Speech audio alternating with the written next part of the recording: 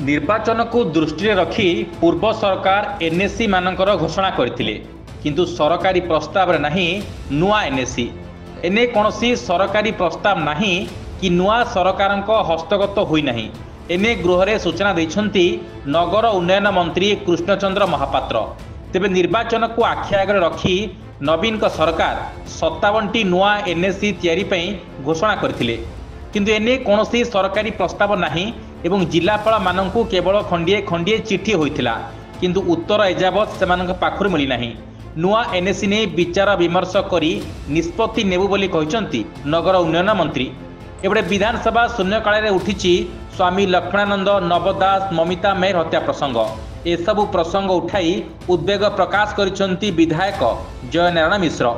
ममिता हत्या अभियुक्त गोविंद साहू मृत्यु प्रसंग मध्य आज विधानसभा रे उठिथिला। तेबे एसबु घटना को नहीं विरोधी को टार्गेट करथिले शासक दल। Bureau report news alert 24x7।